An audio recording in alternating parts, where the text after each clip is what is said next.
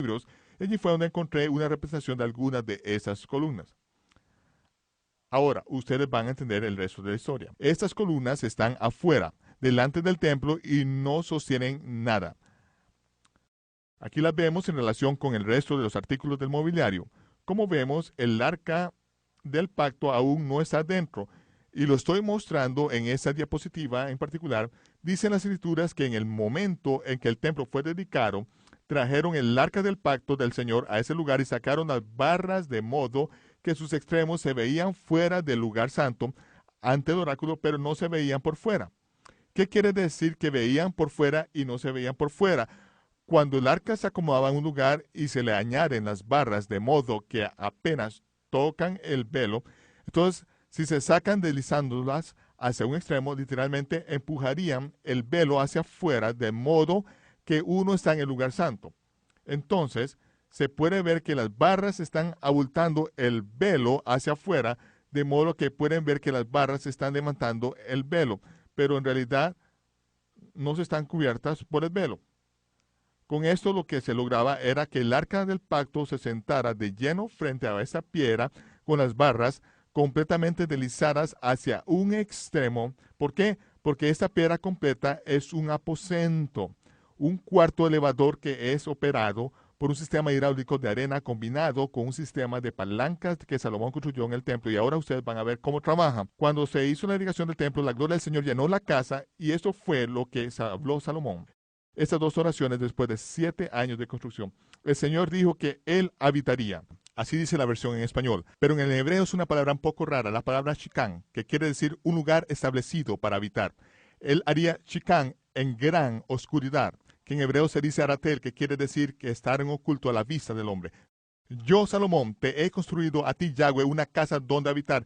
Y ahí la palabra habitar es sibul, que quiere decir una residencia elevada y un lugar fijo, Mikoan, un lugar fijo para que mores para siempre. Salomón nos da un acertijo que no solamente había construido una residencia levantada, sino que había construido otro lugar para que el arca descansara para siempre. Y la palabra para siempre en hebreo significa un periodo extremadamente largo, no solamente para toda la eternidad, obviamente. 500 años después, Nabucodonosor, rey de Babilonia, vino, él y su ejército levantaron sus tiendas contra Jerusalén y construyó un muro para sitiar la ciudad.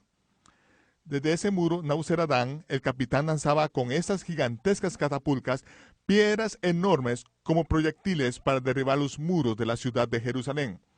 Luego, cuando Nabuzaradán hizo una brecha en el muro y tomó la ciudad y derrotó a los soldados, Nabuzaradán y sus tropas subieron hasta el monte del templo, entraron al lugar santísimo porque buscaban el tesoro arqueológico más importante, el tesoro más maravilloso del mundo entero, el arca del pacto. Cuando entraron al templo, ¿qué fue lo que encontró Nabuzaradán en el lugar del santísimo? Nada. No había nada ahí. Dice que quemó la casa del Señor, las cosas del rey y todas las casas de Jerusalén. Completamente saqueó y destruyó toda la ciudad. ¿Qué era lo que él buscaba? Buscaba el arca del pacto, pero no pudo encontrarla. ¿Qué fue lo que encontró? Dice que se llevaron los calderos, las paletas, las despabiladeras, los cucharones, las bandejas, todos los utensilios de bronce se los llevaron los caldeos. Y los 2 pilares que Salomón hizo para la casa del Señor de 18 coros de alto, el capital de bronce que estaba encima, la altura del capital de bronce era de 3 coros. Espere un momento. Yo creo que ese capital sentado sobre esas columnas de 31 pies de altura tenía 5 coros. ¿Qué pasó con las 41.25 pulgadas de bronce sólido que pesaban varias toneladas y que estaban encima de columnas de 31 pies? Cuando entró en el templo, lo único que había era bronce. ¿Dónde estaba la mesa del pan de la propiciación? ¿Dónde estaba el candelero de oro?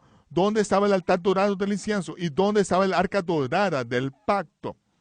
No estaba ahí. Todo lo que se llevaron para Babilonia fue cuidadosamente detallado. Y esta Belsasar tenía una fiesta y estaba bebiendo con los vasos del templo, ¿verdad? Sin embargo, 7 años más tarde, cuando regresaron, trajeron todo. Ni una cosa se quedó en Babilonia. ¿Qué fue lo que nunca salió y nunca regresó? El arca del pacto. Recordemos la cantidad de bronce que faltaba. ¿Qué pasó con las 41.25 pulgadas de bronce? Miren lo que pasó. están mirando la columna y este capitel, conforme se va hundiendo dentro de esta columna hueca, viaja 41.23 pulgadas a la vez que activa el sistema de palanca que está debajo del templo para esconder el arca del pacto. Se empieza con 5 codos y se termina con 3 codos. Cuando Nebuzaradán entra, ya mide 3 codos. Vean cómo funciona esto. Ese es el templo, así es como se ve desde lo alto, así es como se vería desde un lado. Al lado, en la parte derecha, se ve la columna y se ve el capitel. El capitel es la fuerza que se aplica sobre el extremo de la palanca. Pero esto es un sistema de palanca en reverso. Normalmente usamos la palanca para ayudar a levantar algo muy pesado en un extremo y ponemos una base muy cerca del objeto pesado. Y con una palanca larga levantamos el extremo de esa palanca larga a una gran distancia para levantar un objeto muy pesado, solo una corta distancia. Por eso es que es un sistema de palanca en reverso, por medio del cual tenemos un objeto extremadamente pesado, una fuerza increíble por un lado que solo va a mover 2 codos, 41.25 pulgadas, pero podemos medir exactamente qué distancia hay desde el medio de la columna hasta el medio de la piedra. Y sabemos que con una barra de 68 codos, si usamos una de 3.14 de largo total de la barra, podemos levantar un elevador en el otro lado hasta 8 pies de altura para subir el elevador para que el arca del pacto y la minora más alta calcen perfectamente. Vemos que las piedras claves del lugar santísimo son en realidad marcas para las cuales se requieren que 4 sacerdotes simultáneamente entren y se paren sobre esas 4 cerraduras de piedra, activando así el sistema de elevador. Ahora, si no tuviéramos un descargador, el peso de los capiteles que bajan inmediatamente lanzarían todo el elevador fuera del techo del lugar santísimo, lo cual habría sido muy malo como punto culminante en medio de la invasión de Nebuzaradán. Pero ya eso estaba pensado y resuelto, y entonces prepararon un sistema de descarga frente al elevador que desprende arena a una velocidad regulada que permite activar el pistón para que suba, y cuando el pistón sube, todo el cuarto del elevador se eleva hasta que queda en su lugar. Ahora, dice en 2 Macabeos capítulo 2, en el verso 2, que Jeremías y varios de los sacerdotes fieles siendo advertidos por el Señor en medio de una visión. Ahora, ¿por qué estoy citando Macabeos? No se espera que Macabeos sea parte de las Escrituras, aunque fue parte original del rey Jacobo en 1611, pero fue eliminado muchos años después. No pretendo que sea parte de las Escrituras, pero cita un pergamino antiguo escrito por Baruch, el escriba de Jeremías, que indica que Jeremías y los sacerdotes, cuando Nabuzaradán sitió la ciudad, él recibió la visión para que supieran cómo esconder el arca del pacto, porque habían pasado 500 años desde que había sido construida y nadie sabía cómo accionar el sistema. Entonces, lo que pasó es que por revelación descubrieron que al golpear con mazos la base de estas columnas, se lograba que la arena saliera y todo el peso de los capiteles bajaría en los extremos de la palanca. Luego entrarían en el lugar santísimo y después de cubrir el arca, se pararían sobre las 4 piedras de cerradura desconectando el sistema, de modo que todo el sistema de elevadores pudiera ahora continuar con su ascenso. Desde un lado vemos que ahora el peso del capitel obliga a que baje el elevador. Al desconectar la arena, el descargador hace que el pistón suba y ahora el elevador empieza su movimiento hacia arriba. Después del evento, ustedes pueden ver, al continuar mirando el monitor, que el capitel va a empujar una piedra que es del mismo tamaño de todas las otras piedras del monte del templo.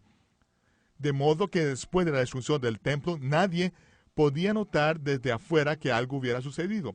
Luego, introduciendo el arca del pacto junto con todos los artículos de oro dentro del elevador, y operando una segunda trampa de arena, se lograba que la arena escapara de modo que todo el sistema de elevador quedara colocado sobre el pasadizo subterráneo bajo el templo. Luego se reemplazan las piedras claves y se colocan en su lugar el arca del pacto llevada por el pasadizo subterráneo, y cuando el templo es destruido, no habría evidencia de que algo hubiera sucedido. Ahora, así como el Señor había dicho que habitaría en completo Shikán, en completa oscuridad, yo, Salomón, te construí una casa para morar, una residencia